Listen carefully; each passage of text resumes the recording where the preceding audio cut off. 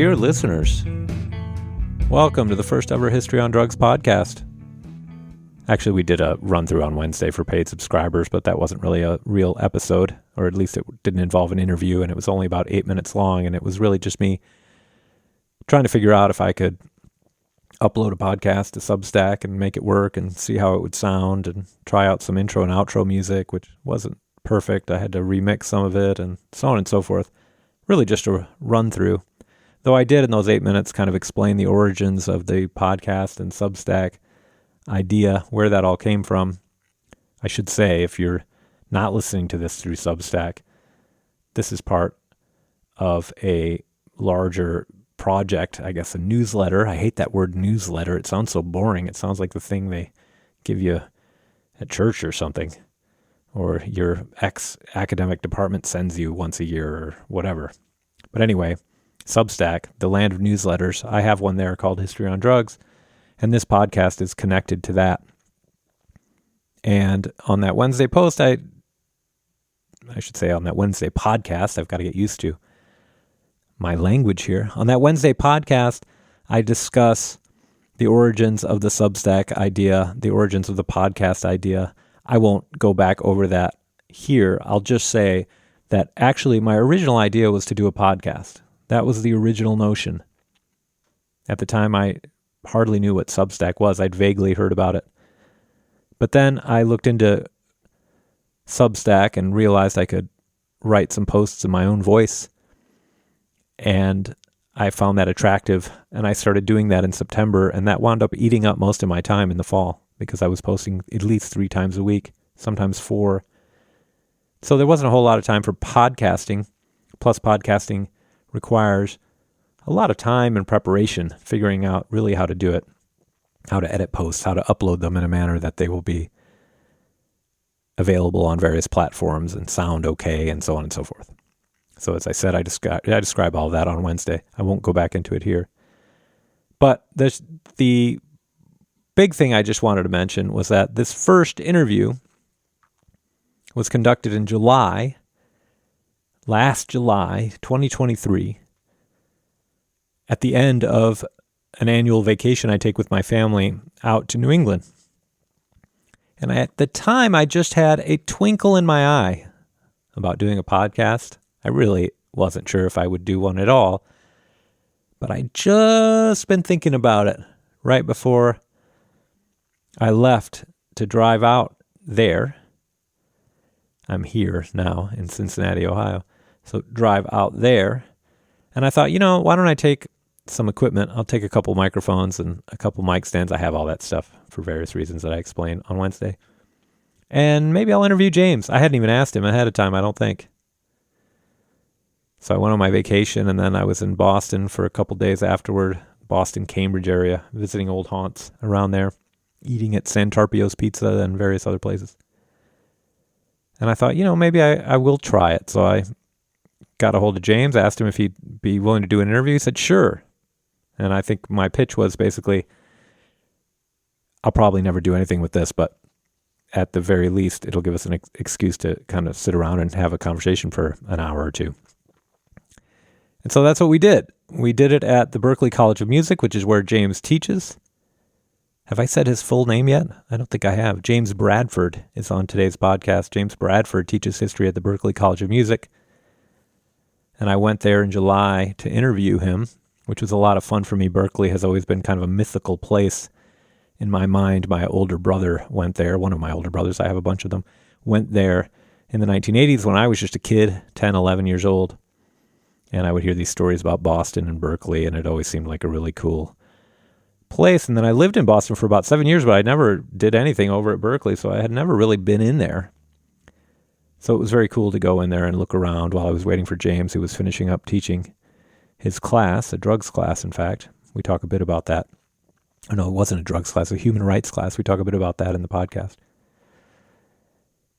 But that's why at the start of the interview I mentioned the Led Zeppelin flag on the ceiling, which I found amusing in a historian's office. James shares the office with one other historian, I think, if I remember right. And there's this Led Zeppelin flag on the ceiling. Actually, I think he shares the office with another scholar, not a historian. Anyway, hence the Led Zeppelin flag at a music school, but I found that amusing. And that's why I talk about that at the start. In any case, James Bradford is a historian of Afghanistan, principally. He wrote a great book a few years ago called Poppies, Politics, and Power, Afghanistan and the Global History of Drugs and Diplomacy. He's a good friend of mine who I met, I'm not sure how many years ago now, 7, 8, 9, maybe 10 years ago, at the Biennial Alcohol and Drugs History Society Conference, or the ADHS. You will hear us talk about ADHS on various occasions in this interview. That's what we're talking about. Indeed, we'll mention various people who are tied to the ADHS, sometimes by first name only. I occasionally throw in a last name, but not always. So you'll hear about someone named Haggai and someone named Paul and someone named Erica and someone named Emily. All those people, I've written out their names in the description of the post with links to their relevant info if you're curious who the hell we're talking about, if it's not clear from our conversation. Again, we weren't sure what we were going to do with this thing. It was just a conversation we were having. Furthermore, the interview was done in James's office. We made it as interview friendly as possible, sound friendly as possible. We unplugged the refrigerator and closed the windows, but this is at Berkeley. Berkeley's in downtown Boston, so you can hear the street every once in a while. And there's significant room tone, as they say in the business, in the background, but that's okay. I like the ambient noise. It's just a little bit, and I think it gives it a little bit of flavor. My subsequent interviews I was able to do here at my house, and the environment is much more controlled than this one, but that's okay. I think it worked out okay. I also use different microphones later on than I use in this interview, but again, I was just contemplating doing a podcast at the time. I hadn't really spent much time thinking about it or planning it out. In any case, we cover a range of topics from teaching to becoming a historian to getting way too stoned to family dynamics and drugs to doing historical research to working on Afghanistan to making great findings, the excitement of that if you're a nerdy historian like we are. And I think it wound up being a great conversation, and I hope you will enjoy it. So without further ado, here is my conversation with James Bradford.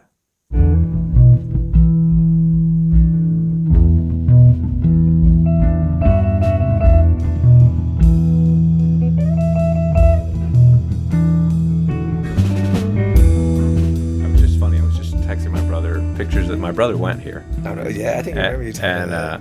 So it's hilarious. I was like, not your average faculty office with the Led Zeppelin thing on that. No, this is an art school. This is the liberal arts building too. So it's like, I don't know if you saw my little. Yeah, I did. Yeah, I was did you like that? Checking that. I was enjoying that. I do a little lesson on sort of to set the context of the Opium Wars. Uh-huh. And so I do this lesson where students. I give them like a bunch of random sort of conditions, and they live in this town called the Bradford Shire outside of London. It's kind of stupid, but I kind of do ridiculous stuff in my classes. And they have to imagine what their life is like in 13th century Bradfordshire and then 18th century Bradfordshire. And so things like if you're eating sugar, what's sugar like in the 13th century? And they're kind of be like, well, there's not really any sugar. It's a luxury good. Mm-hmm. And then 18th century sugar becomes, everything. It's your rum. It's everything. And so then I use that as a way to sort of be like, well, what does opium play in a role in this? And it's all about the Bradfordshire. Oh, there you go. Yeah. What class is that for? Global History of Drugs. Okay. Yeah. Cool. Yeah. Is that what you're teaching now? This one is a human rights course, international human rights. Oh. So, which is a super depressing course. Yeah. Yeah. So, today was actually, we were talking about Afghanistan today. Today was our Afghan day, and we were eating cheese. So I eat cheese. So when I was in grad school, my advisor was like trying to describe how governance works in Afghanistan, and he's like, it's like Swiss cheese. And I was like, what the fuck? Like, what? And basically, it's like in parts of Afghanistan, the state's there, it's in your face, like in any city. But then the minute you get into rural Afghanistan, it's like gone, nothing. And that's because the state doesn't even they're just like, fuck it, we're not even gonna try to control these places. And so I give them cheese, and we eat cheese, and we sort of talk about the cracker, and it's like, well, like which one of these embodies the Afghan model of the Afghan state versus like kind of a classical Roman American model. And it's also a way to eat cheese and kind of like bring to light. And so I let them bullshit for like 20 minutes, and then eventually I'm kind of like, yeah, you had the right idea. Yeah. And it's like, it's cheese. Fucking Swiss cheese. Yeah. So, oh, that's great, man. Yeah. That's rad. How many classes do you teach semester? So this summer semester, this is just an add-on. So we weren't doing anything this summer. So 4 semester. Okay. Which isn't too bad. It's pretty easy. Mm-hmm. How big are the classes here? 20. Oh, okay. Yeah. That's like seminar where I am. Yeah. It's not like it's not hard. Like I don't find the teaching part. Yeah. Well, it sounds like you got ideas and. Yeah. You dig it. Yeah. How about the grading? You dig the grading? That sucks. Although, like I got rid of exams and stuff because like I just found it like created a ton of stress. Yeah. So I do, and plus like they're fucking music students, so they're like are creatives. Yeah. So I do like journal stuff where they have to respond to a reading. Okay. So we actually read the drug page. We actually. Really? I meant to text you about that because one of my students was, it was really interesting because they literally came into the class being like, weed is illegal because of Mexicans, and I was like, oh, great, we're gonna get into this a little bit. Yeah, and I thought that what was best about that page was the way you articulate the process of doing history. Yeah, which I thought was applicable for students in so many other ways. It was like something we ended up in that class. I mean, we talked about weed history, but then we ended up talking about like information, dissecting information, and how do you do it. And I think a lot of students came out of that sort of being like, that helped them appreciate nuance, knowing that history is inherently complicated and that we have to kind of like reach out and sort of dig into this sort of stuff. And they ate it up. It was really awesome. Yeah, that's great. I know you were a little worried about it at first, but no, they thought it was great. Yeah. Oh, that's great, man. Cool. So, do you have a first memory of drugs, including it can be alcohol too if you want. Yeah. But it might be more interesting if it's other than alcohol because of course alcohol is ubiquitous or tobacco is ubiquitous. I do. Yeah. All right. I remember the summer that I was first exposed to marijuana. It was a year after my freshman year, and I had resisted marijuana because I had an older brother. Freshman year in college? Freshman year in high school. Oh, in high school. Yeah, high school. So I had an older brother that was quite a consumer of like everything. And I kind of resisted that, and my parents. So this is kind of an interesting thing. So it's like my parents were always talked about drugs in a very negative way, and I was kind of scared of it. Like don't do drugs, you'll kill people or shit like that. Right. And then I went away. They sent me to summer school, like at a private school. Like I went to a Phillips Exeter Academy. Oh wow! Really? Yeah. They were like, you need to do better in math, basically. And my roommate was from Vermont and was like a deadhead. It was like, have you smoked pot? And I was like, no, like you'll kill people. And he was like, what the fuck? Like, what are you talking about? And I was kind of like, I was like 14 or 15. What year is this? This is 95 or 4, 96 maybe. I think it's, when I graduated. Yeah, I graduated 2000 from high school, so it was 96 or 7. Okay. And I smoked pot with him for the first time, and then ended up smoking weed like pretty much every day after that. And it was interesting for me because it changed the way I thought about my brother. Because my brother was like the delinquent musician, artist, druggie who smoked a ton of pot, and then I kind of came back and was like, oh, like you were onto something a little bit.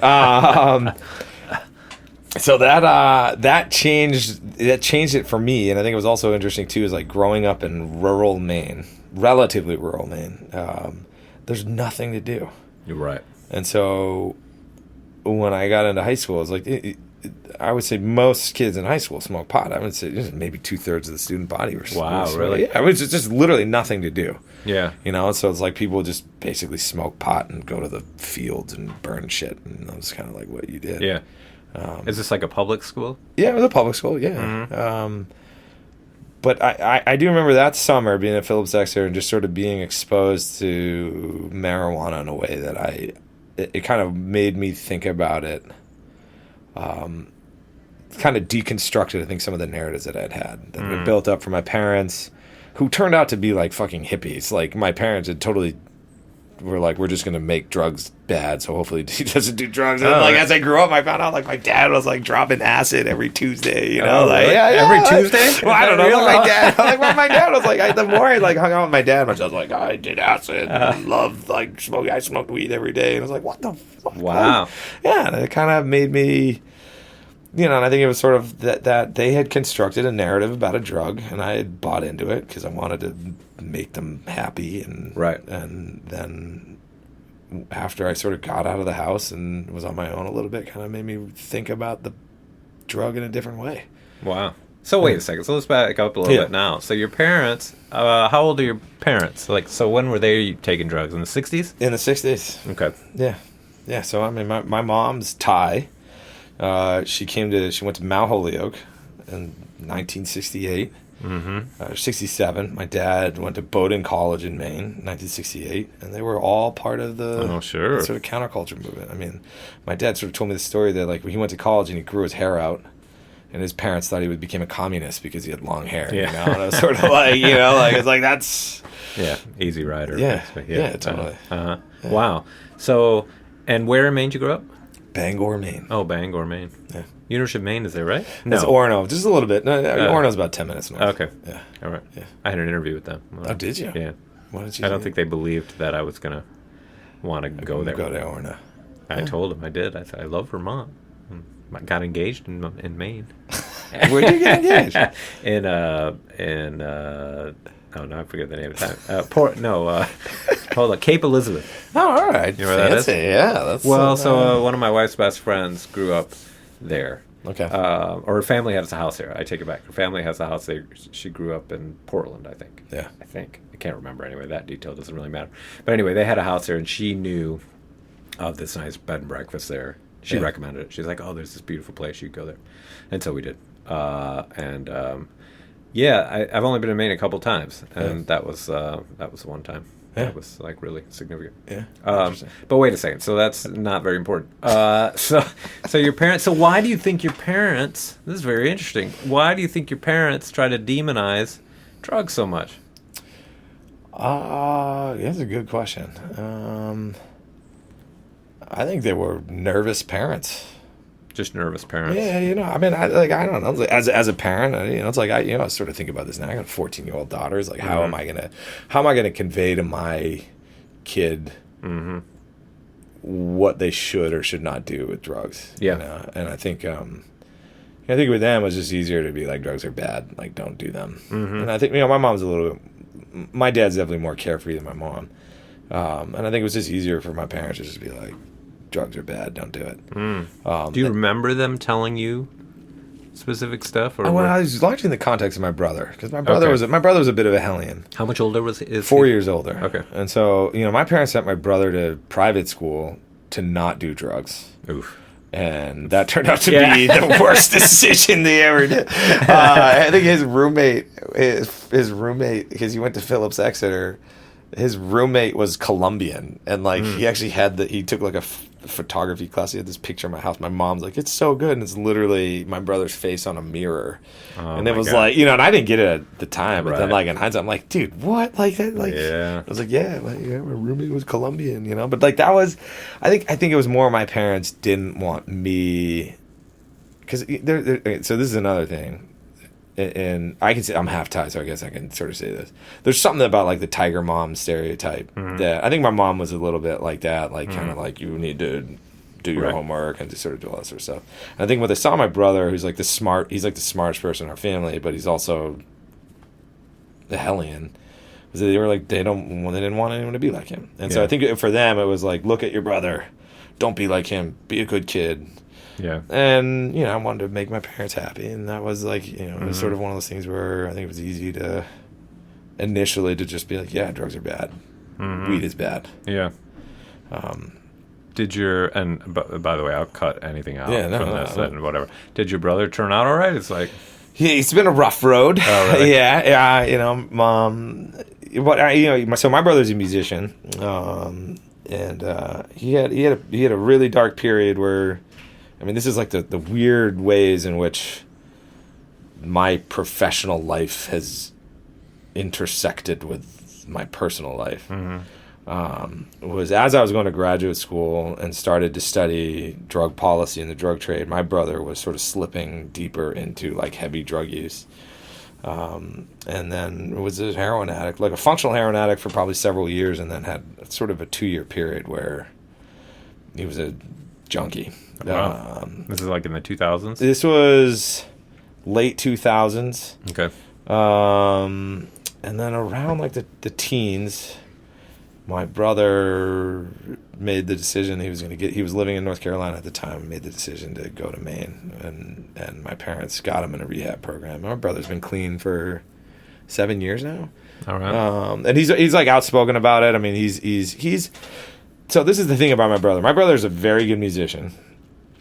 And his band's really good. This band called the Sea Peoples. They make like really catchy music. He's been very close a couple times to being like very big. Like he did a tour with, I mean, you remember the presidents of the United States of America? They did like sure. Peaches. And he got on the jam band scene with this group called Lotus for a while, which was sort of big in the jam band scene. And he's been close, but never quite became sort of a star. And I think that kind of pushed him into drug use. And so it's sort of weird that as I was like getting deeper into my own research, my brother was sort of descending in that way. And it's kind of interesting too, is like I remember like when I got my PhD in figure, it was like right when my brother got out of rehab, and it was kind of this weird like timing. But it was actually great. It was like, it was sort of like, there was this, again, sort of this strange intersection of the personal and the professional. So that's always been an interesting dynamic. And my family also, and this goes up to like my grandfather, has a history of substance abuse, mostly alcohol. Like my grandfather's a big drinker, and like, my family drinks. Like when they get together, This is your dad's side or your my mom's dad's side? side. Okay. Although my mom's side's not much better. They drink really? a lot too. Yeah. Okay. In fact, that's sort of funny story. Is my mom's dad and my dad's dad, when they first met, my dad's grandfather was really nervous because he was like meeting a Thai guy, and he's like, this is super weird. And then they both discovered that they love bourbon, and then they became like the best friends. And they were like, hey, let's get drunk. And they got drunk together. Apparently they're like super drunk at my parents' wedding. And I was like, they had nothing else in common other than that they loved the brown sauce. Yeah. So, so 2 questions about your dad. First, what did your dad do for a living? Like what kind of upbringing you have? Like, what kind of neighborhood you grew up in? Yeah, it was nice. Dad's a doctor, an orthopedic surgeon. Yeah, oh. Bangor, Maine. So okay. I mean, I had no wants. Yeah. Or needs growing up. So yeah, I in that sense, like materially, I had like no complaints. Sure. My issues with my parents are more their expectations of what success meant. This is sort of as a teenager, is happiness versus like material wealth. And I think my parents were very like, go to college, make tons of money. Yeah. And I was sort of like, oh, fuck you. So I think your dad had that too. But he's from the U.S. Yeah. And but he was about okay. And do you remember when he kind of opened up about the drug thing? Was it when you started studying?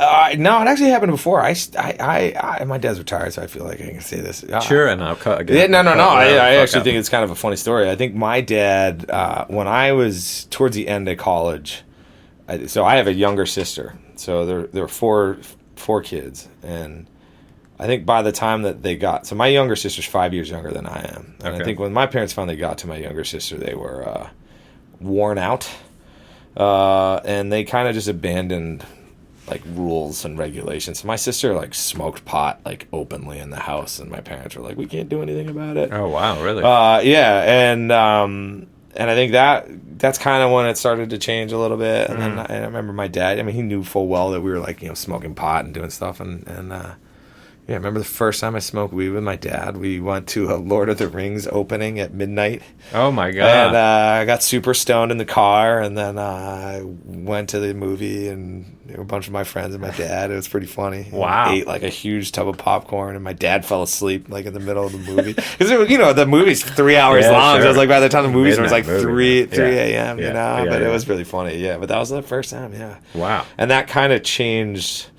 my vision of parents, but also I think drugs in some cases, just sort of seeing that there was a space for people to use that was not like this dangerous, terrible thing. Mm-hmm. It was it was a great experience. I hung out with my dad. We got stoned and went to a movie. It was fucking it was awesome. It was really that's great. It was really cool. Did you change your relationship? Do you think going forward? Yeah, totally. Yeah, I mean, I think it was an opportunity to engage in an experience without the loaded baggage and the cultural baggage that we all carry when we engage in this sort of stuff. And I think it was, when my dad was just sort of like, fuck it, let's smoke weed. It was like, oh, okay, 20 years of my life are now being put on their head, but sweet, great, let's go, let's try this out. And wow. Yeah. And I think from here on out, I think it's allowed my parents, I'd say at least with cannabis, to have a more frank discussion about the drug. Yeah. Then I think my family has gotten to the point now where there's a clear difference between cannabis and opioids, and rightfully so. And I think part of that's the experience of what we went through in our family, but I think it's also knowing the actual sort of physiological effect of the drug is different, right? And I think it's my parents understand that, and it's it can't kill you either. It's not, and it's also it's not great for you, and it's and I think that's sort of one of those things. And we've had these conversations before, sort of my parents, their concern went from being don't smoke pot to don't smoke pot all the time. Mm-hmm.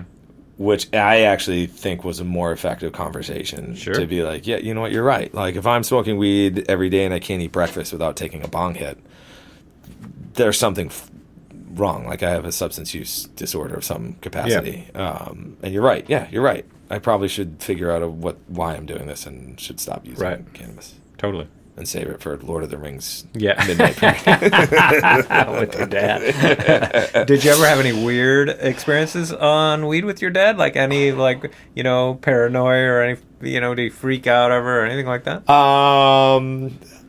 This is a story. I wish my one of my best friends tells the stories better because he was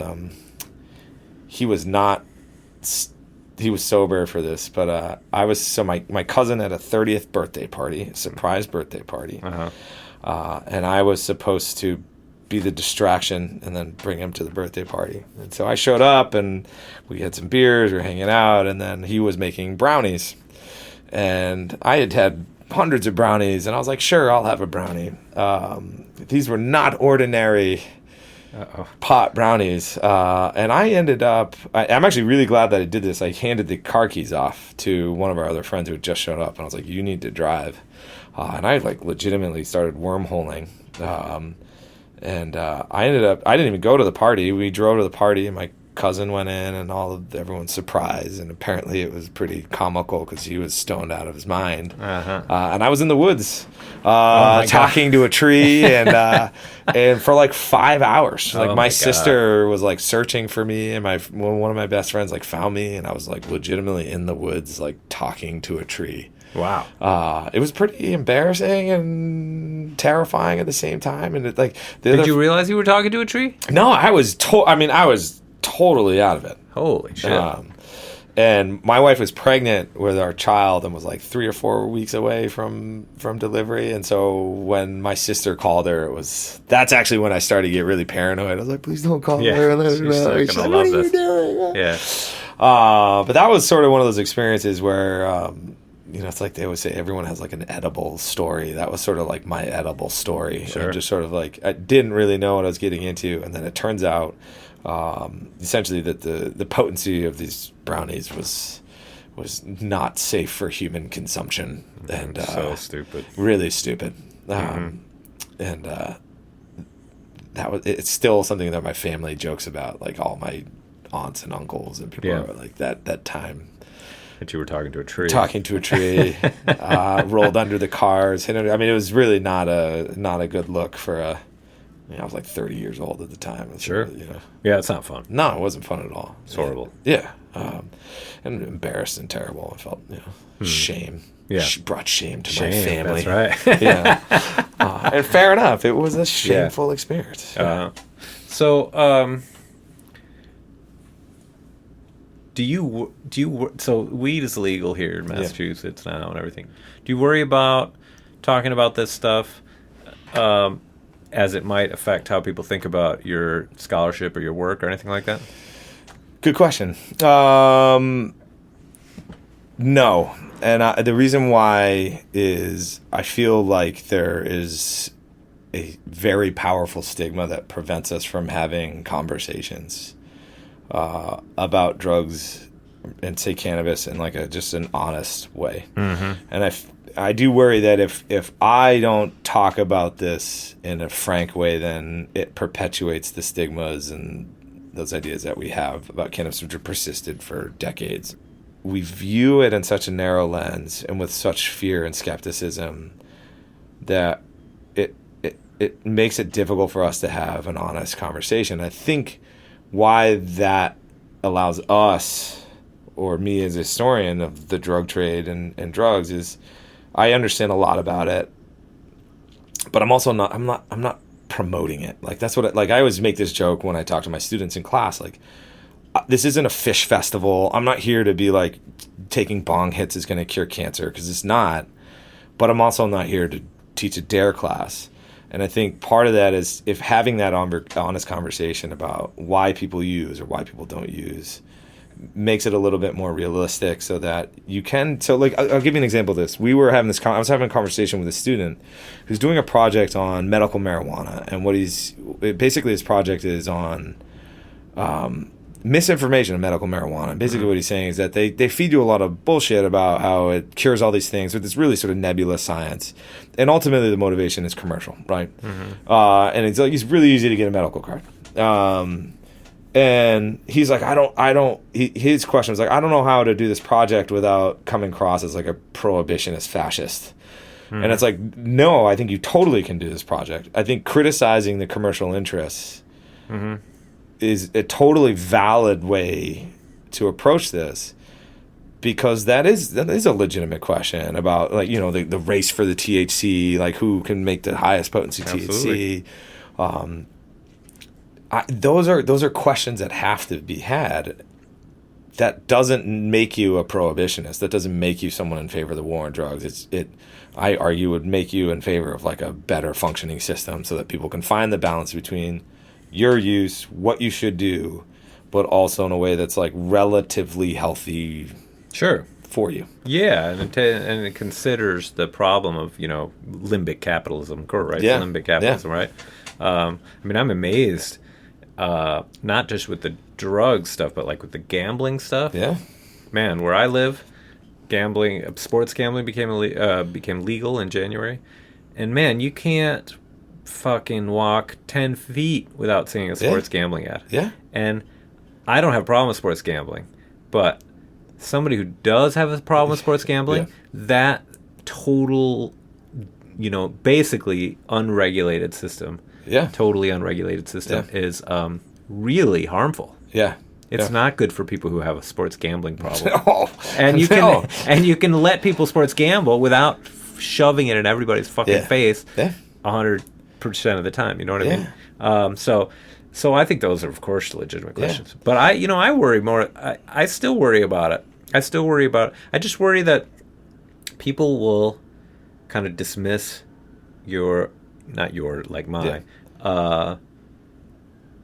my writing or my ideas. At the same time, I think you're exactly right. I do think it contributes to the stigma if you don't. Yeah. I used to be terrified of it when I was in graduate school. That I would literally, when we would go out for beers, when I was in grad school, sometimes at the beginning I wouldn't even have a beer. Because you were worried about what people thought. Yeah. So I didn't want to come off as the stoner guy or the partier guy who's studying drugs. So I wouldn't even have a beer. I'd have like a lemonade. And people thought I was a fucking teetotaler, you know? And it was totally like, no, I don't want any of these people, you know, who I don't know very well anyway, to get the wrong idea. Yeah. And just this little kind of symbolic decision on my part to have this thing that's just going to stick in their heads. Yeah. Oh, the marijuana guy doesn't even drink a beer, right? So, but I think you're totally right.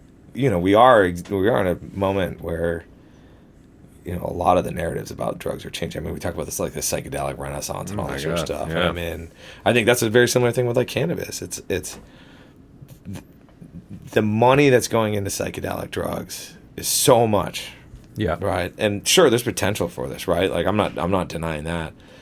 But I think there's a very honest conversation about how much of what people understand and how the drugs enter the mainstream is going to be motivated by commercial interests rather than from the interests of people that are doing it in a more genuine sense to like help and heal and whatnot. Yeah. And I always get to this question about medical versus recreational. Because, like, my experience with, like, the medical, it's kind of, like, you get a medical card, it's kind of bullshit, right? You're kind of like, I'm depressed and anxious. Like, everyone's kind of depressed. And, whatever it is. And, like, here's a medical card. Yeah. Is why do we need that justification for the change of the law, right? Like, Duffton talks about this in a little bit of her book, about, like, that idea of, like, liberty is sort of, like, the main narrative that has sort of captured it. But I don't know if that's...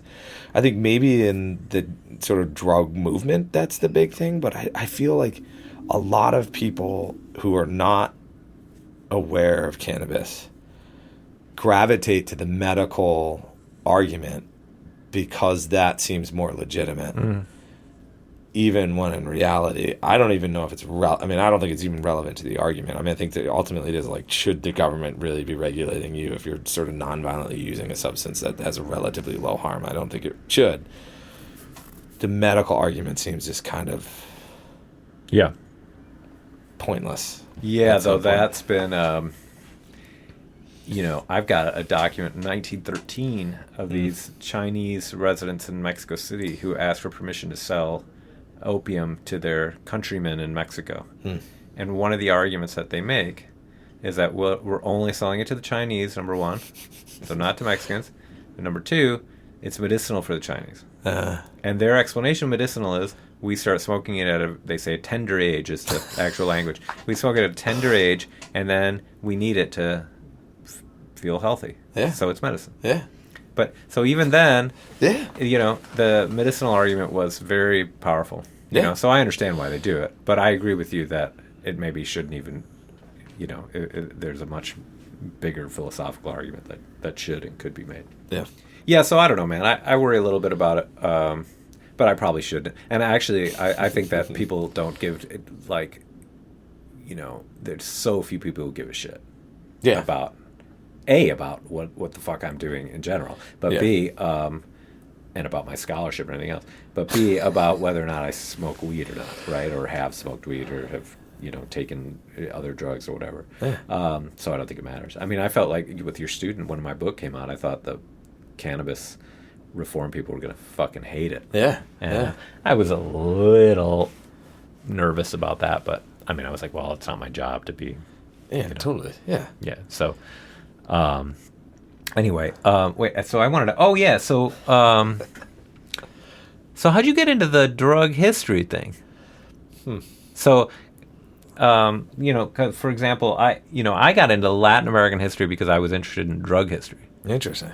So that's kind of where I started. But how'd you get into the drug thing? So did you start, like, when you were starting to get into history, what kind of history did you find, were you interested in? I was really into military history initially. I was like a super huge Civil War nerd growing up. Like mega huge Civil War nerd. And then when I was in college, I was originally an econ major and hated it. Like almost flunked out of school. Where'd you go to undergrad? Like Colby College. Oh, right. I remember this. Yeah. And then when I changed my major to history, I was like, oh, this is great. And I took a bunch of classes on like World War II history and stuff like that. And some of it was more because of the teachers that were teaching it. I liked it, and I liked them, and they were good. When I got to graduate school, so I went to Northeastern down the road, and it was a world history program, and they were kind of marketing it as sort of like a new approach to history, which appealed to me. In hindsight, it's basically history, but they kind of did a good marketing job of being like, this is the new wave, and it was kind of like, ooh. Well, they had that guy, or what's it, Manning? What's that name? Patrick Manning, that's right, yeah. And so when they started the world history program, it was everything about like what is world history versus just regional histories and all this sort of stuff. And so most of the works that we were doing were commodity based. And then I remember reading Sidney Mint's Sweetness and Power and being like, wow, this is super interesting. Love that book. Yeah. And then I think it was like my first or second year in the program when you're still doing classes and doing all this sort of stuff before you get into the exams, where I did a project. It was a South Asian history course, and it was something on commodities, and I did like a thing on the South Asian opium trade, and I like just totally I was like, this is super interesting. Like I totally got sucked into it. And then after that was sort of like, this kind of became the direction that I wanted to go in. And then as I started to sort of develop the profile of what you're studying, the sort of again, to the world history, and you end up doing regional studies of South Asia, and then you have your like, drug diplomacy, and then South Asia and Afghanistan. Like Afghanistan had nothing. Like there was literally no history of drugs in Afghanistan. Yeah. So that kind of was like, I was like, what? And that kind of drew me in a little bit. And admittedly, this was 2006, so it was right, it was the middle of the war, and it was like there's a ton of attention on Afghanistan, and also a ton of attention on drugs. Like drugs were so much a part of the narrative of Afghanistan in that period, and it just seemed really crazy to me that there was like nothing historical about it. And that's kind of what pushed me in. And I did read. I will give credit to Al McCoy's book, The Politics of Heroin, because I read that. I read that prior to graduate school, and I think that kind of like maybe made me push me in that direction of sort of thinking about drugs. I mean, I was sort of looking at it through the lens of like, because a little bit, I wouldn't say conspiratorial, but like there is an element where it sort of makes you think about the state and like the nefarious activities of the CIA. That book, and that was appealing to me. And I think that kind of like changed my gaze a little bit, sort of pushed me in the drug sphere. And then I think really it was sort of, when I finally got to the point where I started to get into the historiography of drugs in South Asia, it was like there was just a huge gap. Yeah. And that was kind of like, and I remember, so my advisor, who's at BU, my Afghan sort of focused guy, Tom Barfield, is an anthropologist. I remember, so the first time I met, he's like, there's nothing, like, you can't even do a history of drugs in Afghanistan. I was like, why? He's like, well, Afghans don't keep records. They weren't colonized. So, like, there's a fetish about colonization and records. He's like, they don't really write stuff down. He's like, you won't be able to find stuff. He's like, if you can't, sweet. He's like, there's a huge opportunity here, but, like, good luck with that. He's like, you're better off just, like, studying the drug trade now, because there's millions of dollars going into it. And so... But I think that was appealing to me. I remember the first time when I was in the Library of Congress, and they had a whole they had a bunch of Afghan newspapers. This is stuff the State Department collected. I mean, none of the stuff, you can't get this stuff in Afghanistan. Literally, it's like the State Department collected in the 60s and 70s, and they had all of these profiles of drug smugglers getting arrested in the 60s and 70s. And it was just like, I mean, I legitimately felt like a kid in a candy store, because it was like, holy shit, like this actually exists, I remember emailing Tom and being like, holy fuck, like this is here, like there's actually, and Tom was like, great, awesome, go for it. But it was like actually realizing that there was something, not that I didn't think it was there, but it was like, you're this is a profession. It's like, you can't make shit up. You have to base it off sources. And I think it was like when I finally found these sources, it was kind of like, that was exciting. Oh, that's cool. So Yeah. because that was one of my questions, was like, what was the first really interesting finding you found? But that's like, the interesting finding was the documents themselves. Yeah. Totally. So there was that was a big one, and then there was one other one that kind of blew my mind. I was at the National Archives, and so when I first put my proposal together for the dissertation, I was going to write about the Helmand Valley. So the Helmand Valley in Afghanistan is like, it's kind of the breadbasket, or it's now the breadbasket, but it was the site of this huge U.S. industrial project in the 50s through the 70s. Yeah. Now produces probably 2/3 of the world's heroin. Okay. So it's like Green Revolution sort of thing. That it inadvertently is used to produce drugs. And so I was like, I wanted to sort of connect the dots a little bit. And when I was looking for this, so that was my initial idea, was to just do this like very narrow focus of this history of the Helmand Valley, with like the basic question being like, why did it become this massive producer of opium? That led me into this whole other history around like the narcotics trade in Afghanistan that went way back. And I think probably one of the most interesting things, because you asked me about this, about a story, and I use it in one of the chapters of my book. There's a guy named Allah Ghulam Nabi who gets arrested in Paris, France, with copious amounts of drugs. And this is in 1928, and this is like a huge scandal in Paris. They're like this Afghan diplomat with 20 pounds of heroin. Like, what's going on here? But for me, it was just like, here was a connection from Afghanistan, kind of this like ahistorical place that had very little historians studying it, that all of a sudden starts to show up a little bit, and it was really interesting because this file, which was so I had a friend of mine who's a French historian help me translate some of the stuff. It was like, there was the English, there was the American person who was there, the diplomat, and there was this huge French file, this like criminal file on this guy. And it was really interesting because the American study was a communist using heroin to undermine America. In 1928? Yeah, I know. Oh, yeah, I know. It was also really interesting. Like, okay, like, that's interesting. What? Yeah. Okay, sure. But the French were kind of on top of it. They obviously they did more digging, but the French were basically, this guy was using money to finance a war in Afghanistan.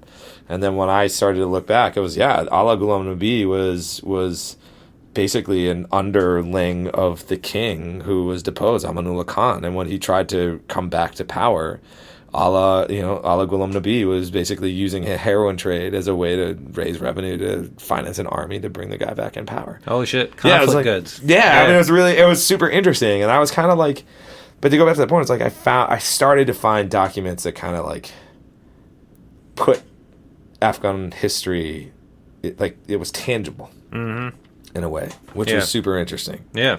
And that after that was like, I started to press. Like, you know what I mean? It's like, I found something and now I'm going and I'm going to go hard after it. Yeah. And that was really, really...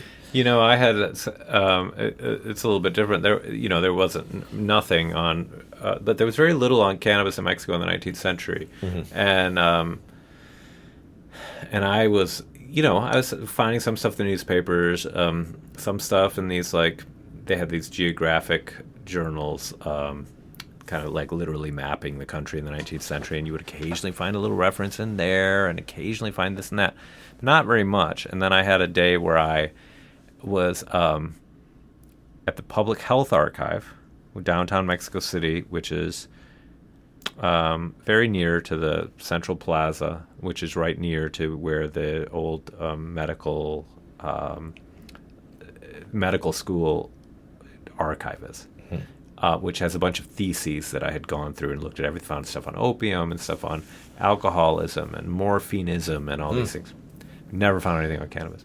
Well, I'm down at the Public Health Archive, which is where I did most of my work, and there's somebody sitting across from me. I can't remember if it was a woman or a man anymore. I think it was a woman.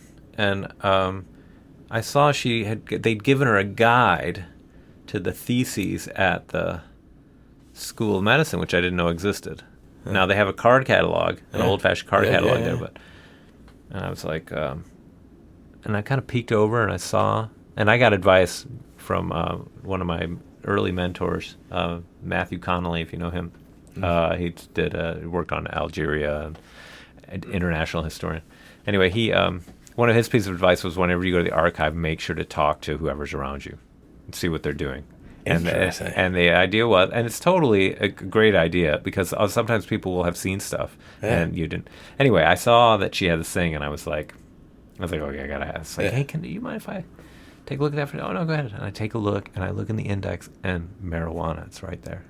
Yeah. And I'm like, no fucking way, man. I have looked through that whole card catalog, and it's not in there. Yeah. I was like, no way. I write down the number. I literally grab my shit. Like, literally, I maybe even literally ran like the 6 blocks to the other library archive. I go in there. I first look in the card catalog, just like, am I insane? Or is this? And it's not in there. Yeah. I give them the number. They bring it out. It's an 1882 medical thesis on marijuana. And I was like, I can't. That's amazing. Unbelievable. Yeah, yeah. And that was a hugely important source for the 19th century. So that's one of those things that's just so fun when you just happen upon something. And it's fucking awesome. Yeah. I was describing it to my wife because she's like, you're a nerd. I was like, yeah.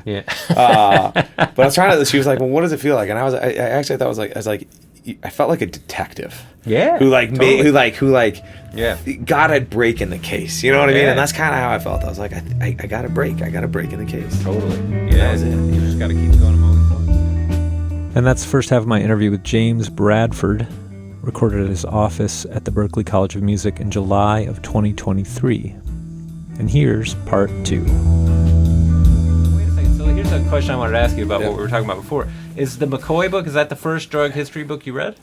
That is the first drug history book. I would say the first historical book, even if we consider that a history book. I had read a bunch of books on drug policy. I think there's a book, I think it was called Snowblind. Oh yeah, I've seen that. I don't think I ever read it. Yeah, but it's more sort of polemical argument about how fucked up the drug trade policy is and drug policy is. And I had read a bunch of books like that, but nothing historical. And I think McCoy's book was kind of the first historically focused book that kind of I think the first thing I read was there was this so same guy I just mentioned, Matthew Connolly. Funny, I didn't expect to mention him twice, but when I was first thinking about grad school, I went to talk to him. I was really interested, kind of like you, in diplomatic history, international history, what was starting to be called international history, transnational stuff. And I went to talk to him about maybe going to grad school and what do you think about it, and this and that. And he was like, oh, you're interested in this stuff, you should read this book. And it was something like Studying the History of American Foreign Relations or something like that. It's like an edited volume. Yeah. And there's an article in there by William Walker. William O. Walker the third. Sometimes he called himself the third, sometimes not. About drugs for doing international history. And that was the first thing that I read. And I was like, oh, that's really interesting. This is not very interesting, but I also remember a moment I was sitting around reading, looking at the New York Times with my brother at my parents' house, just hanging around. Yeah. And there was an article about cocaine in the Andes. And my brother said something about how, all these free market, free trade people, when it comes to drugs, it's just like a completely different thing somehow. There's and there was a moment where it sort of clicked, and I was like, oh, that would be a really interesting transnational thing to study. So I can't remember which came first now. But anyway, I think that was the first article I read, and then the first drug history book I read was David Musto's American Disease, I think. Yeah. And it could have been one of the William Walker books, but the Drug Trade in the Americas probably, but Drug Control in the Americas is what his book is called. I'll tell you, man, I have gone back. I've been rereading The American Disease, which I hadn't read in 20 years. I mean, I've mined it for some stuff, but I haven't like really sat down and read every word.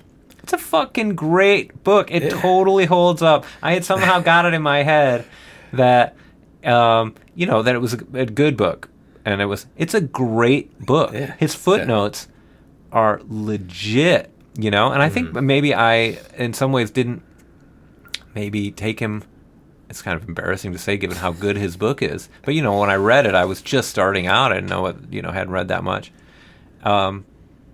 He doesn't have a PhD in history. He's a doctor. Yeah. He's got an MA in history. So very typical of history of medicine. Yeah. Which is a lot of doctors writing it.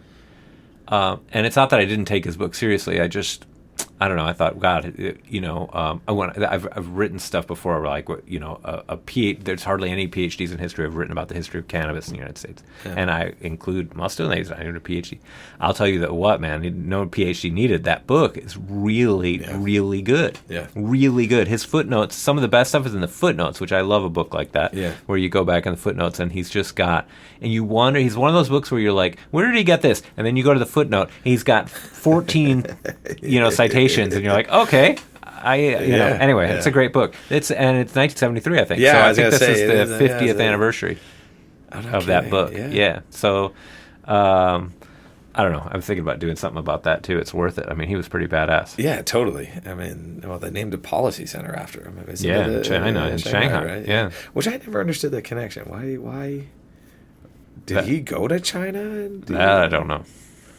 I think maybe they were looking for a name. Yeah. And he was somebody worth naming it after. Maybe they asked, I wouldn't be surprised at all if they asked like David Courtwright or something. I'm totally making this up. I don't know if it's true. But I wouldn't be surprised at all if they asked David Courtwright. That would be the kind of thing David Courtwright would do. Yeah. They'd say, why don't you name it after David Musto? Yeah. By the way, why are there so many fucking Davids in our field? David Musto, David Courtwright, David Hertzberg. Yeah. You can't study U.S. drug history without David. Yeah. Last year in Mexico, as I was on the conference committee, they called the panel the David panel. The David, yeah. Because we were going through, right? we were trying to figure out like what to name the panels, and Hagai was really good about making up all these great names for the panels, and then we were sitting at the panel, we're like, I don't really know what to say to this panel, and Erica was like, let's just call it the David panel. Yeah. And she kept it. It stayed that way in the conference. David's on drugs. David's on drugs. Yeah. And I was like, and I don't think Hertzberg liked it because he sent an email that was like, can we change this? Like, there's too many guys. Like, I wish there was some diversity. Yeah. And we responded. We were like, look, we actually tried really hard to make every panel diverse, but like, I can't. All the Davids just sort of. Yeah. That was a bummer. I missed that panel because I was on too. something else at the same time. And I wanted to see it. So you finish your PhD. It's on drugs. Mm-hmm. How did you think that help you on the job market? Did it? No. You don't think so? No, not at all. I mean, I think I was also so my wife and I made a decision to stay in Boston, and I think that kind of limited my. Oh, well, that's for sure. Yeah. So when I was applying for jobs, it was sort of like, there was really sort of few and far between. So, but I do think there was one. I remember right after grad school,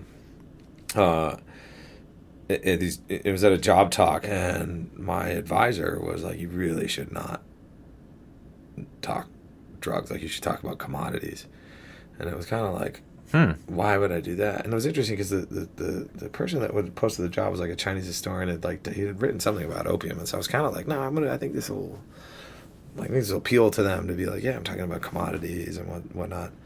But it also made me nervous that my advisor was like, like, don't talk about it. And that's I mean, I think the hire ended up being like an inside hire. I think I was more sort of a formality in the interview process. Window dressing. Yeah. But it was still, it made me second guess myself a little bit on what I was doing, because like I was all drugs. I was wanted to do it. I'm a drug historian. It did make me skeptical. I think made me nervous about my approach. Yeah, in that way. Yeah, not my main advisor, but was John Coatsworth, who was second on my committee. I asked him about it. He was the super practical person on my committee, and I was like, "What do you think about this?" Like, because when I started, it was 2001 when I picked the topic. It was highly unusual, especially in Latin American history. Strangely, you would think that people were interested in it, but they weren't really. And he was like, well, might really help you. It might really hurt you. He's like, I don't know. It depends. I was like, okay. Thanks a lot. Great. I think, it helped me that that Paul Gutenberg was getting in. Yeah. I mean, I remember a Yeah. conversation with my grad school colleague, Oliver Dinhas, a Brazilianist. He said, I think it was him. He said, when I said I was getting interested in doing this drug stuff, he was like, "Oh, do you know Paul Gutenberg?" And I'd never even heard of Paul because I was just starting and I hadn't hardly read anything. And he's working on cocaine and this. And I was like, "Oh, interesting." So I think that helped at a much more senior person. Yeah. And then he ended up on my committee, and he's a distinguished professor and all that stuff. So that probably helped. But it was a potential, definitely double-edged sword. Yeah. I mean, but I do think they love, departments like, students will be into this. We get put butts in the seats, and that's attractive. That's what they really care about, I think, ultimately. 100%, yeah, totally. So, all right, so you start working at Berkeley. Mm-hmm. I mean, geez, at least you got a job here. It's amazing if you make a decision like that. Yeah, no, I was really, so I was adjuncting for a couple of years. I was adjuncting between this and Babson College, which is a business school. And I think in terms of being an adjunct, it was actually like I had a pretty good gig. Like I got benefits and healthcare, which was like huge, which a lot of adjuncts don't get access to. And looking back on it, it's pretty crazy. I was teaching 8 classes a semester, finished the book, doing like it was crazy. I drank a lot during that period. I was like drinking a bottle. I'd like go into my office space and drink a bottle of wine and write like 3 nights a week. It was pretty nuts. Oh my god. And then it was kind of crazy. It was like Babson opened up a tenure track position, opened it up, worldwide search, ended up hiring someone else, even though I wrote the job description. So they're kind of like, "Well, do it," and then I was like, "Oh, seriously?" That's the worst, And then 6 months later, Berkeley opened up a tenure track position, and I didn't write the job description, but it was, I mean, I'm sure it was probably an inside hire. I mean, they opened it up and they had a couple other people, but it was kind of like boom.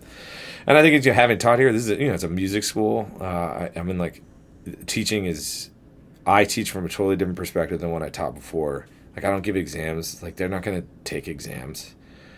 Most of them will fail. Yeah. They barely read, and if I read, I kind of have to hold their hands through it. But they are so enthusiastic about the topic, so it's kind of forced me to think about how I teach, which I like. It's kind of do these 3-hour classes where it's just kind of like we're here for 3 hours and we're just gonna like dig into this, and so like they read the first 2 pages of your drug page, and then we went in and broke down the data and all that sort of stuff. And so that was sort of the ways like, all right, I think you can read 3 pages of a website. Yeah. You can do it on your phone. Yeah, you can do it on your phone. Like, like we can do that. And they're like, fine, I'll do it. But we did that. We're like, all right, what's historiography? What's the issue with the historiography? Okay, boom. And then that allows us, then we sort of jump into it. And then we looked at like, it was like, I don't know if you've seen the Schaefer Library websites. Oh, yeah, sure. And they have that like old Reefer Madness stuff. And we kind of got into, we went in and looked at a bunch of just the visual images and like what are the themes in these and how do they resonate with the various ways that cannabis, hashish, and all these other things were depicted. And I think it actually helped reinforce people to be like, yeah, all right, so there's a lot more to, it's really a moral panic about drugs, That's hard, man. 3-hour class. Yeah, it is, but I like it. I mean, I tell it. So these students here, I mean, these are the best music school in the world. These kids are ridiculous musicians. I teach more senior level courses, so like they're ready to not play the bass guitar and they're ready to not teach a class on drugs. Like right, totally. Yeah, they're gonna be into it. They're super into it, and so I think. Probably was an inside hire, but I think it was also like I had experience teaching here and I kind of knew, I think, the right balance between what are the expectations, what can I get students to learn while also recognizing that they're like a trumpet major. You know what I mean? It was like a fantastic jazz player, but like probably is not going to read a book on the history of drugs. And so I was super fortunate to do that and basically negotiated a research budget. And so in that sense, it's sort of like... It's awesome. It's pretty awesome. Especially because you want to stay here, which is a highly desirable place to live. So it's hard desirable place to live. And they also want me to be less academic, more public facing, which I thought was interesting. So Yeah, that inside hire thing, man. That's a total double-edged sword. I mean, I think you saw both edges with the other thing. Yeah. I mean, you never know. And it's just like with the backup quarterback. It's like the outside. The person you don't know looks shiny and new and must be better. Yeah, that's hard. So that's great that you got the gig. So when was your first contact with the ADHS? Oh, Alcohol and drugs I think the first time I went to the ADHS was before it was like the ADHS, but I think it was there was a conference in Glasgow in like 2010 or something like that. I don't think it was the ADHS then, because I don't. What was it? No, it was called that. Yeah. Was it the ADHS then? Yeah. The first one. So I think 2010 was wasn't that the year? It was in London, so it must have been one of the off year ones. I think it was maybe the off year one, because I remember going to Glasgow, and that was the first time I met Jim Mills, and that was my first foray into the world of drug history. Okay. When's the first official conference you went to? Is that the one in Shanghai? Must be. You didn't go to Bowling Green. I would have met you. No, I didn't go to Bowling Green because I was like, why would I want to go to Bowling Green, Yeah, Ohio? There was kind of that element. I was like, I don't really want to go to Bowling Green, Ohio. I think it was Buffalo. Yeah, I think it was Buffalo. Oh, Buffalo. Yeah, Buffalo. Oh, so earlier. Yeah. So 20, 2008, I think. Yeah, maybe. Okay, so you went before me. So yeah, maybe it was Buffalo. That was the first time I met Jim. I had met Patricia Barton. And then I met Jim at the bar, and then he took me, and then we went out drinking. And I have to admit, it was the first history conference that I went and met like one of the most distinguished figures in the field who wanted to get drunk, and it was like, what? This is amazing. And it was when we talked everything. We talked just historiography. We talked methods. We talked, and then talked about like football and like got into like random. It was great. And I was like, this is wonderful. Yeah, it's awesome. It's the best conference. It really is. So you didn't go to London. Why didn't you go to London if you already did one? I think the London one. I think I was out doing research on that one. I think there were 2 summers where I was out, and it was like I didn't really do anything other than sit in libraries and archives. That was that was the first for both me and Paul Gutenberg. Yeah. And that was a great one. Yeah. They had an ether tasting. Oh, what? Yes. Ether tasting.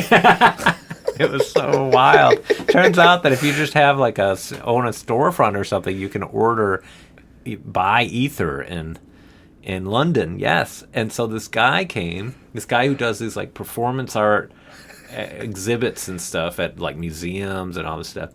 He shows up and he makes ether cocktails for everybody, and they put it on just like in the movies. They let you have a little sniff of it on a like a towel. On a towel, and it was wild. And so we're sitting there drinking ether cocktails. Fabulous. That's amazing. It was amazing. It was really cool. And I was like, this conference is unreal. I can't believe this. The first night we're having an ether tasting, and then the rest was fabulous. We had a bunch of other people. I know. ADHS is home to me. That's kind of the way I think about it. I've done a lot of the bigger stuff. I hate AHA. It's like the bane of my existence. Yeah, it's terrible. Mesa is kind of similar. This is a big one. I think what I hate about the big conferences is you end up with people that really know nothing about your topic, and then feel like they can make these like outrageous criticisms just for the sake of like.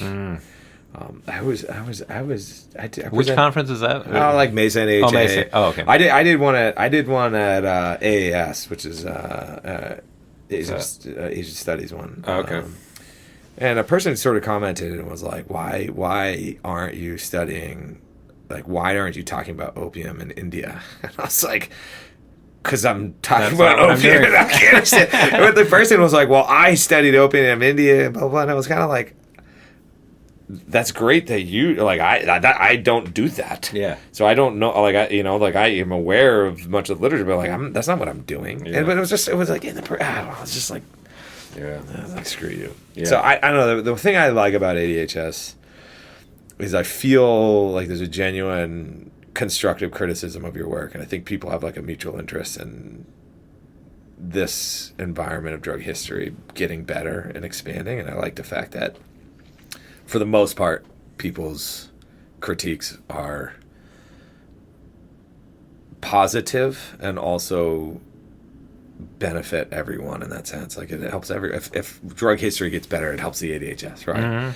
And I think that's, I don't know, I think, and plus you do ether tastings and you go to cannabis dispensaries in Amsterdam. I mean, like that's Utrecht. Yeah, I mean that's fantastic. That was awesome, man. That was really fun. Did you go to the cannabis tasting in Utrecht, the official one?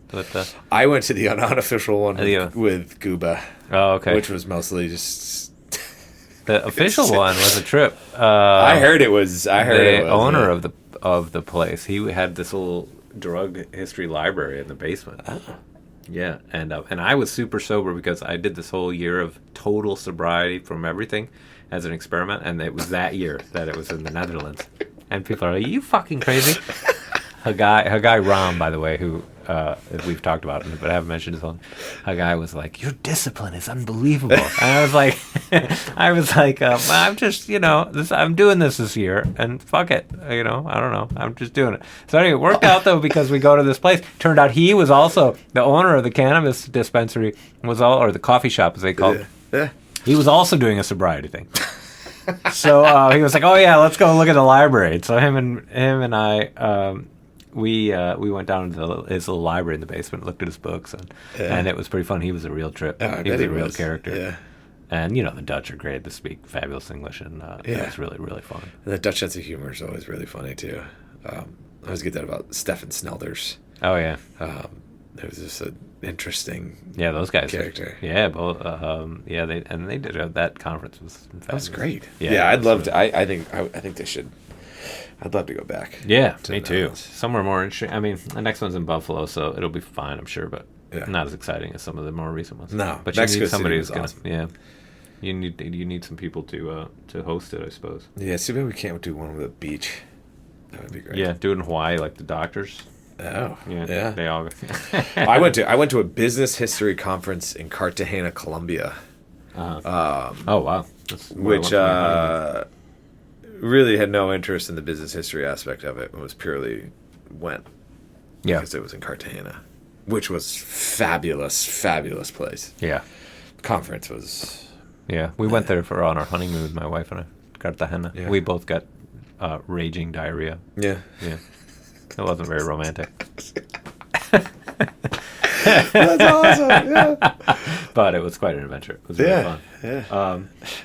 Hey, so you had previously talked about maybe doing like some I don't know if it was podcast or oral histories or something of about music and drugs. Yeah. What are you still thinking about that? Or? I still am. So I've been working on a documentary series on cannabis, of which you are going to feature. Oh yeah, sure. I forgot about that.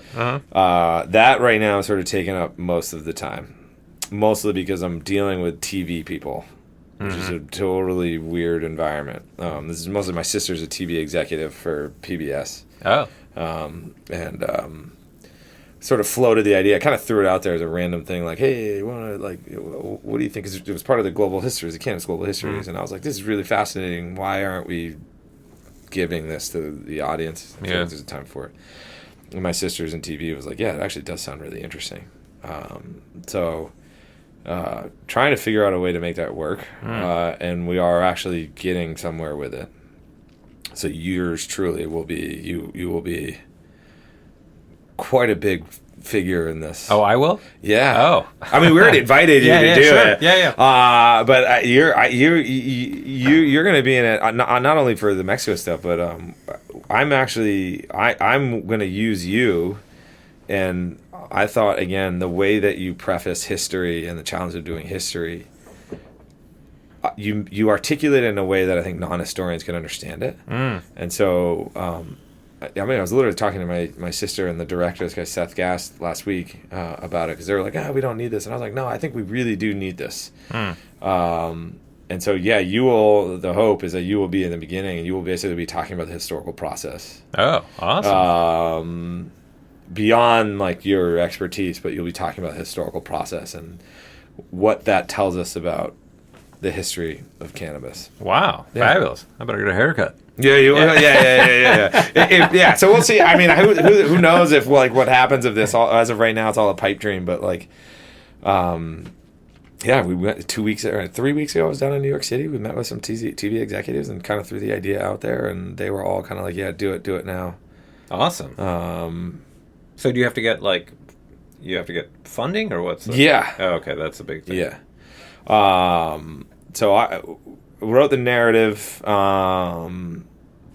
Who knows if that even gonna stick? And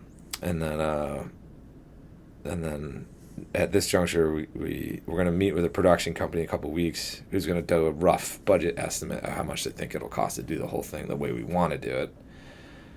And then look for funding. Yeah. And then if someone funds it, which I think they will, that's at least what people are telling me, is they think they will, then it'll go into effect. And then who knows what will happen from there. Yeah. And this is it, when you say we, it's you and Jim and Luke? and Luke. Okay. Yeah. Cool. Jim's of course been a big figure in that. He's been super helpful. Although the funny thing is that I've been dealing with the TV aspect of it, which is like shit. Like it's got to be done. It's got to be done now. Oh yeah. Then talking with academics, sort of like, hey.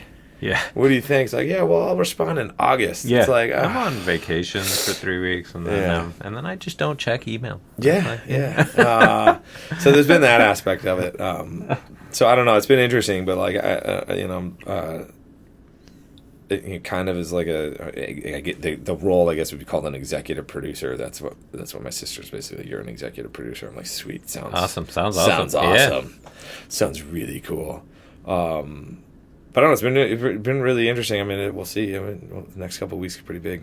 Wow, yeah. Cool. So wait, so tell me now, so you're not working on it very much, but what was the idea of the drugs and music thing? So the drugs and music thing was I was going to interview musicians about their relationship with drugs. And it kind of going back to that conversation we had earlier about like speaking frankly about drugs. Mm-hmm. I think it was kind of a way to destigmatize it, but have honest conversations about the relationship musicians and creatives have about drugs and its influence on their music and on their life. I think part of it stemmed from, I have this conversation, I think every semester, is students ask if musicians do more drugs than other people. And I think it's usually in the first class. It's like one of the first questions the students ask is like, do musicians do more drugs than other people? And my answer, which is no scientific basis whatsoever for it, is largely that musicians are more open about their drug use than other people are. Plus, they're public-facing, so they're talking about it in a way. Therefore, it seems as though they do more drugs. But I would argue that it's probably consistent with the rest of the population, which is using drugs in a variety of different ways. So that was kind of the impetus of it. And I was trying to use it. My brother who's in the music industry, and where I kind of got resistance was a lot of musicians were reluctant to have these conversations because they had some really terrible experiences. And so I was trying to talk with Dana Cawley, who was a musician with a band called Morphine. Oh yeah, sure. And I remember Morphine. And their singer died of an overdose. And you know, I was trying to sort of be like, look, like I'm a drug historian. I want to have a conversation. I don't want to, like, I'm not fetishizing drugs. I want to have a conversation about your relationship with the drug and how it's affected your music. Obviously, it's affected your music very direct ways. You know, not only the people in your band. I think there was a hesitation about it. Yeah, they don't want it to be behind the music. Yeah. I get that. And then I think what was interesting is a lot of people didn't want to talk about it because they were worried about how it would affect their professional life.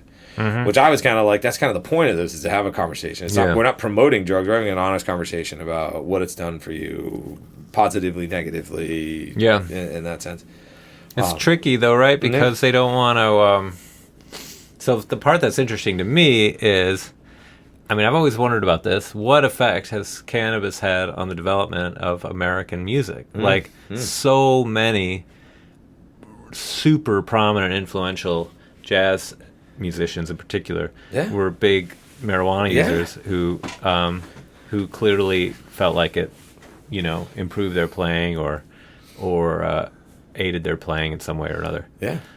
I mean, it's a legitimate question that's very hard to study. But of course, the people who are engaged in this, they don't want to give credit for their artistry to the drugs either, right? So that's tricky. Though I did want to say, I think you might be right that musicians use at rates similar to the public, but I would suggest that maybe it's more like there's an access question. So doctors use more than the average person because of access historically. Yeah. And the entertainment industry, there's easy access. Totally.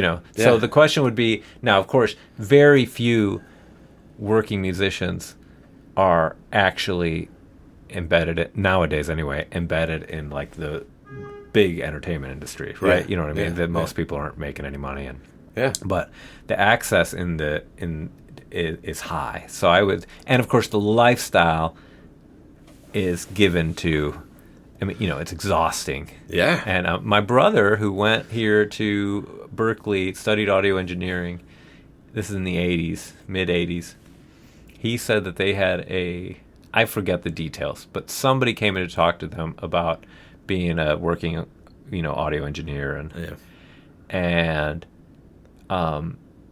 they were talking about the long, crazy hours on some of these sessions that you have to do. And somebody asked, well, how do you, you get ear fatigue when you just can't hear anymore if you listen to something too many times in a row. Like, you need a break. And you just get it. And so somebody said, how do you do it? How do you, and he's like, well, there's a little white powder and the guy was just very straightforward that's what people did. Yeah. And so, there's also an element. So anyway, you're right. It's totally unscientific, but I would guess that it's a little higher than the average, but not wildly higher. Yeah. You're probably in general right. But the access issue and the lifestyle sort of. I think the lifestyle too. Yeah, for sure. Yeah. No, I think it's a really fascinating topic, but it will be hard to get people to talk about it. Probably. That's been the challenge. Yeah. I think it's also, you got to build trust. You got to have people that are. What if you did it like anonymous oral histories? Yeah. It wouldn't be nearly as interesting because people would want to know who is this. Yeah. Right. Yeah. But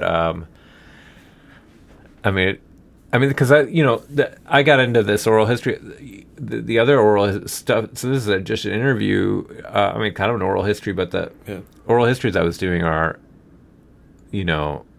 super anonymous. Yeah. Because I want people to be able to speak frankly. Yeah. Yeah. And so my contract with people is at the end. And I insist that they go anonymous for how many years they want. 40 years, 50 years, in perpetuity, whatever. Yeah. And I do that so that everybody in the thing is equally protected. Because if some people aren't anonymous, then stuff can potentially leak out. So you can do it that way. And you might get people to start talking if you have the, a pitch. And somebody who genuinely, I can imagine that somebody who genuinely feels like, a drug, probably cannabis, I'm going to guess, because the others, coke is more like people take it to keep going. And heroin, people tend to take it because, being famous sucks. Yeah. And, or because they want to be like Lou Reed or something dumb. But not because it really inspires creativity. But cannabis clearly does. Yeah. It seems to me. So you might, with that kind of pitch, get people to sign and be like, look, this is potentially, and have this is potentially actually a major part of the development of American music. Like, and they'd be like, well, I gotta say, were there any moments? You ask questions like, were there any moments where, I have a cousin who's a professional drummer. And I remember him telling me, and this was years ago, so I probably have the story wrong, but I remember him telling me that the first time he smoked weed was, he must have been, 17, 18, something like that. But he was playing drums with the band, not at a gig or anything, but and it just blew his mind what it was like to play Stone. Yeah. And lifelong cannabis user after that. Because he was just like, this is fucking incredible. Yeah. And of course we all, when I was young and with smoking weed in high school, the main thing that we did was get high and listen to music. Yeah, totally. And just fetishize, like, ooh, let's get them. This is right when, I'm older than you. Yeah.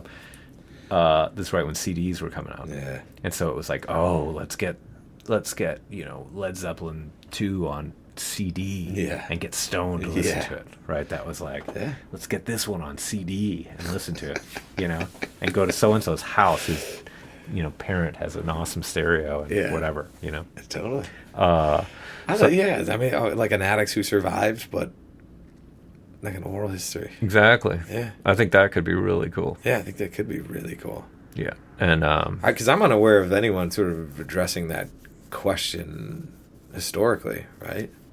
me neither. And I saw at some point I saw I think I might be remembering this wrong, but I think I saw an interview with Neil Young who'd had to stop smoking weed because of some illness or something. Yeah. And I think he said that he hadn't written a song since. Yeah.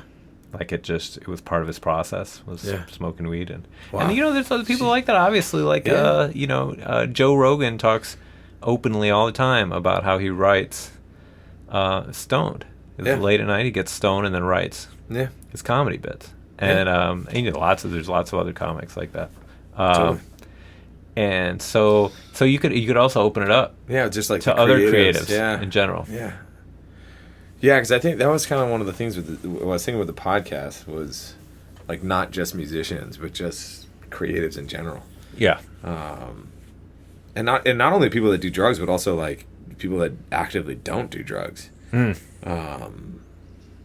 The people that are ardently against the use of any substance. Mhm. Process like Jean Baptiste or whatever I think is like he's totally sober. Zappa. Yeah, Zappa, totally, right? Yeah, yeah, Just famously a complete pain in the ass with his band. yeah. He was a weirdo. And I was Super just weirdo. and I was just listening to. I'm not much into Bruce Springsteen, but there's this new book about the making of Nebraska by Warren Zanes, who went to Phillips Exeter Academy. Actually, mentions that in an interview he did,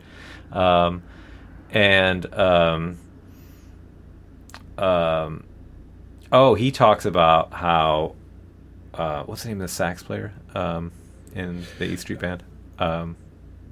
Not Van Sant. He's He's a guitar player. He's a guitar player. Anyway, the sax player whose name will probably come around to me in a second.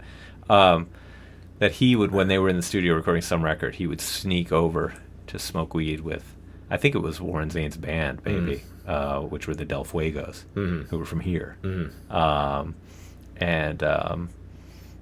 And they would say, "Don't tell the boss." Clarence Clemens, don't tell the boss, basically.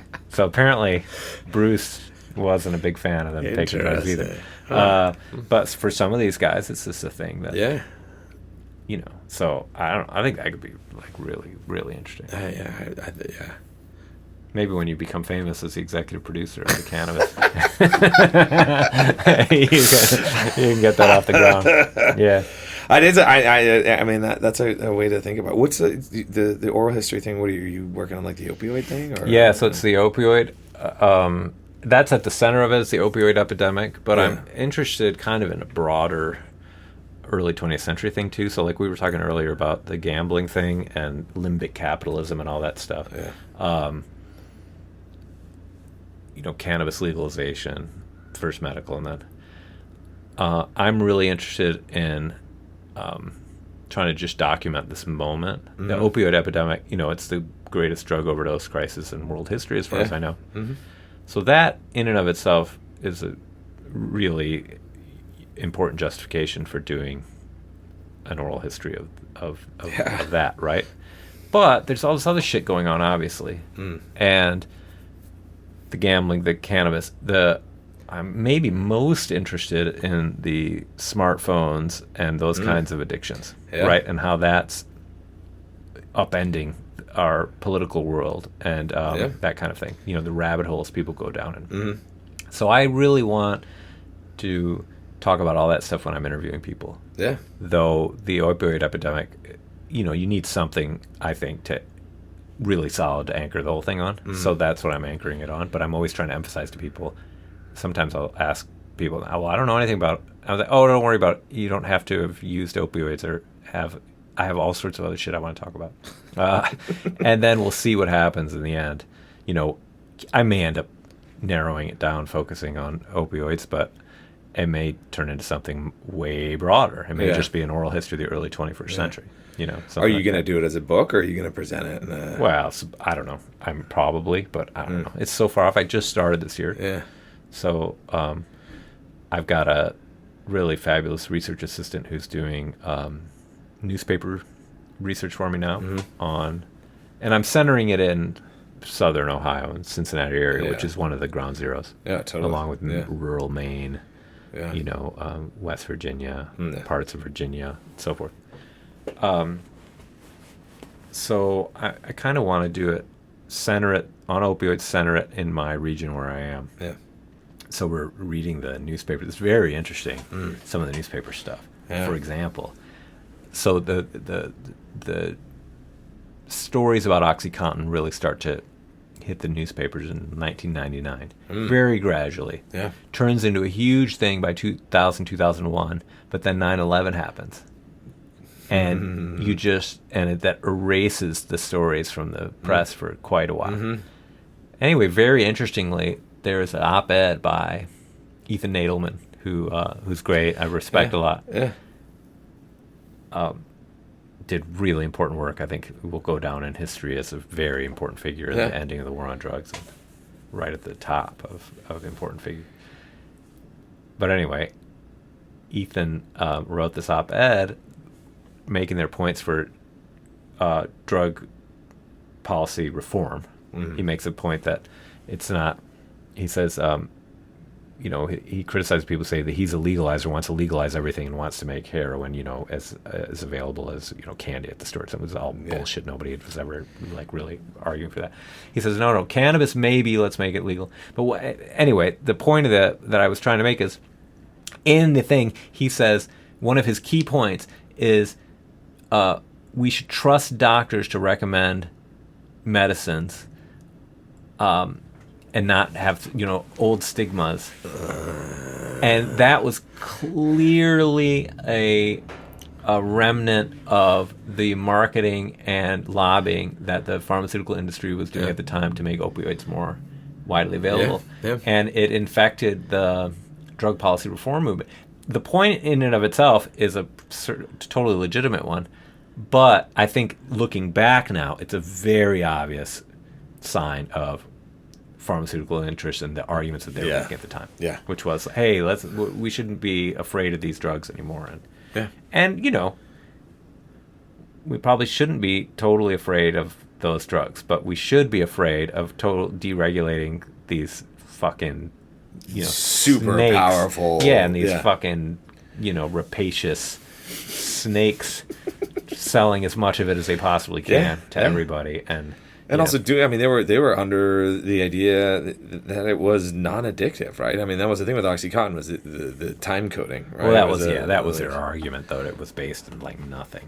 Yeah, but people bought that shit. I mean, they were like, it was like, you know, like totally. Doctors were like, yeah, no, I trust the science that I haven't read. Well, and that's also like just such an interest. There's such an issue. You know about the Porter and Jick letter. You know what that is? Yeah, that's a letter, just a letter to the New England Journal of Medicine that just starts getting cited in journals as if it were a peer-reviewed piece. Yeah, and so there's a really interesting story there too about citation and peer review and like some real problems that people just start citing stuff and then it becomes kind of the conventional wisdom.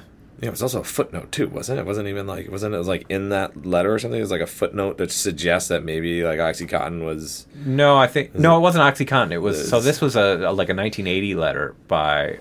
it was from here in Boston. Jick, I think, is the doctor. Yeah. Herschel Jick is his name, I think. And then his, I think, graduate student was Porter. And they just wrote a letter to the New England Journal of Medicine saying, we found some interesting findings. We looked at something like 10,000 people who I think it was maybe Mass General Hospital, one of these big hospitals, who took opioids for, while they were in the hospital for pain or whatever. And only 1% of those people turned out to be addicted. Yeah. This is something people should look more into, basically. Yeah. It wasn't a scientific study. It only was people in the hospital. It wasn't people taking drugs home. Yeah. People who died were excluded. Yeah. And so, but people then cited it like it was some sort of only 1%. So that's where they got that only 1% of people become addicted. Yeah. Which was, bullshit. Yeah. On the other hand, though, there's other stuff that's interesting that not very many people mention, which was that there were some arguments that they were making that were actually true, which was that most of the people who were becoming addicted early on were not actually the ones who were prescribed these drugs. Yeah. They were people who had got them, and people who had, So anyway, it's much more complicated than it's often made out to be. It wasn't just about Purdue Pharma, though they were horrible and snakes. And anyway, so that's kind of at the center of it. I'm not sure where it's going to go, but it's like that project's in its total infancy. I'm still trying to finish this whole thing, and so just getting that going. I wonder if you could digitize that. Digitize what? Yeah, well, they're anonymous, right? So I guess you can't. Yeah. Yeah, that's the trick with that, right? I mean, that's kind of part of the reason I wanted to do these kinds of interviews too, where we could actually talk freely and like put it out. Yeah. Because for the anonymous ones, I just have to write that out. I can't really use people's voices. Yeah. Unless, I suppose I could do some with like public figures that we could put out. But and I suppose I could. Yeah, so I don't know. That's not that interesting. I'm still trying to figure that out, but that's I don't know. Cool, man. Well, I already asked you if you had any good stories. Did you tell me all your good stories about drugs? I got a lot more good stories if you want to keep going. I got a good story about one of the first times I did mushrooms. It's actually made me like a fan of mushrooms. I still very much I think psilocybin is really excellent. And I really haven't had a bad experience with it. But a bunch of friends, we took mushrooms. We went out into the woods in Maine. It was like April. Mm-hmm. It's like still snow on the ground. And it was, I was tripping pretty hard. But I legitimately felt like the earth was waking up. Like as you could hear the crackling and the melting of the snow, and it was like it was really an incredible experience. It was just sort of like holy shit. And I felt like I could like hear the trees coming out of their frost, and it was just sort of like oh my god, absolutely incredible experience. That was one of those ones where I was like, this is awesome. Yeah, I get that. And then the last time I ever did acid was I only did acid like 4 or 5 times. But my roommate and I did acid, and we decided to go to a party. I'm not quite sure why we decided to go to a party. And then one of the dorms at the college was like, it was like, kind of like a maze. I mean, even when you were sober, it was kind of like, where the fuck am I going? And we got lost in the dorm, and it felt like 8 hours. I'm sure it was maybe 10 minutes, but it legitimately felt like we were stuck in purgatory, and it was just like, oh my, and couldn't figure out how to get out of this place. And I was like panicking. Oh my god. And that was the last time I did acid. It was like a really traumatizing experience. Oh no. Kind of joked with him after that I was sort of like the door was literally around the corner, but we were like, I'm sure we looked absolutely stupid beyond belief. Just like staring at a wall while the door's right there. You know? Like lunatics. Absolutely lunatics. That wanted to go to like a party, like a sophomore party where like people are listening to like Ja Rule, and it's like you walk in and you're just like, what a nightmare. Terrible, absolutely terrible. So is that why you didn't do acid again after that? It's too much. That was kind of it. I think that was really. So you guys didn't like find the door and then start laughing? That's what I would have imagined. No, it was like it felt like 8 hours. It literally felt like horrible, like clawing at the walls, like, and then that was it. Yeah. Wow. Yeah, your psilocybin story made me laugh. My friend who lives here in Cambridge, he's working on just starting a new book about psychedelics, and he's a journalist, writer, and I find a lot of the psychedelic stuff kind of annoying. I have to say, because it's like all these people, I swear, like. It's like, okay, you had that experience. This is like half of these accounts. It's like, did you know that when you take this drug, you have these extraordinary experiences of connection and like, have almost, spiritual experiences of oneness with it. Isn't that amazing? It's like, yeah, we've known that for thousands of years. Totally, yeah. I know people take it and then they're just like, then they become these proselytizers. Oh, you have to learn about psychedelics. Yeah. It's like, oh my God, it's not going to, It's not going to. The smartest people are like, look, this is not going to save the world. Let's calm down. Yeah. But it does have really important uses for sure. Totally. And in all sorts of realms. And so I do find that stuff a little annoying. This is like the psychedelic Renaissance stuff. That's like, it's kind of like, it makes me think about, you remember Half Baked?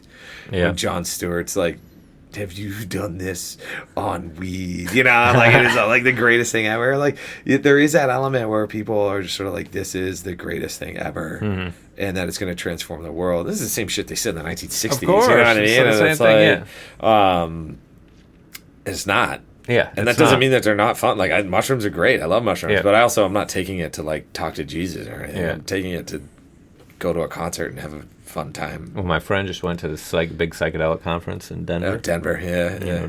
To cover it basically. He said there was so many people who were just saying one utterly unsubstantiated thing after another. Yeah. No evidence of anything. Yeah. It's just a bullshit parade. And psychedelics are really interesting and really important. But some of the stuff is like, oh my God.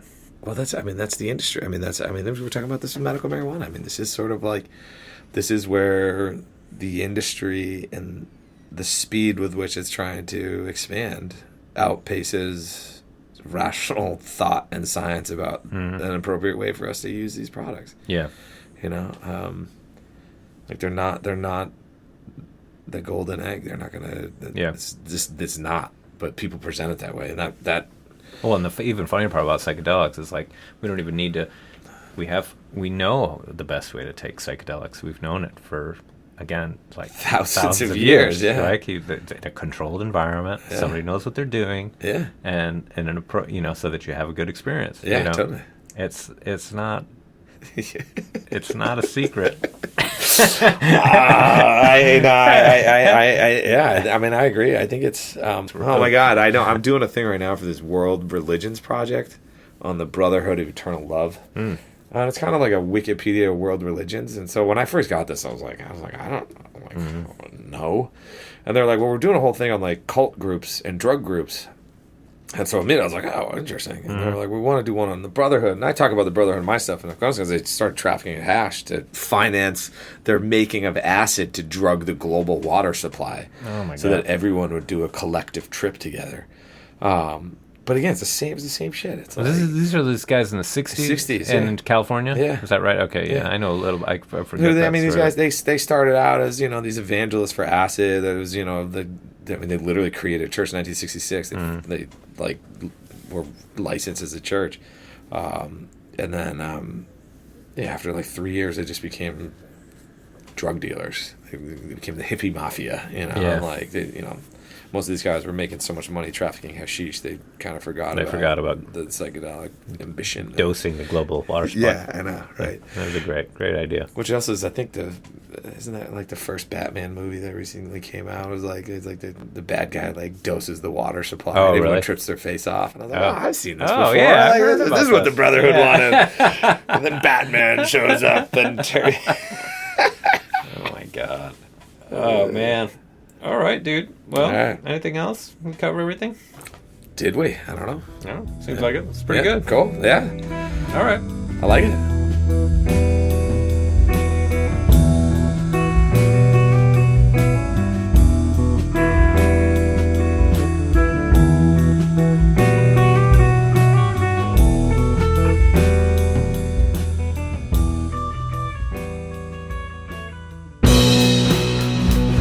All right. Not bad, right? Pretty good. Like I said, this one was very much by the seat of our pants, but came out pretty good, I think. I told James when I asked him to do the interview, maybe I mentioned this already at the start, but I said, worst case scenario, we sit around, have a good conversation for a couple hours. I think that's what happened. Though we turned it into a podcast too, so that's cool. It was a pleasure talking to him. Thank you very much, James, for coming on. I learned all sorts of stuff. that I didn't know before. You should check out his work. His great book on opium in Afghanistan. If you're a student at Berkeley, check out his classes. We'll be back here with another episode, I don't know, in less than a month probably. I'm not 100% sure. I'm going to try to do it monthly at first to see what happens. I got to get into a groove, figure out how long this really takes me to do new interviews and edit and so forth. But hopefully within a month. No set timetable. In any case, this has been the History on Drugs podcast. You should check out the newsletter. History on Drugs, link in the description. If you like history, if you like drugs, check it out. Until next time, bye-bye.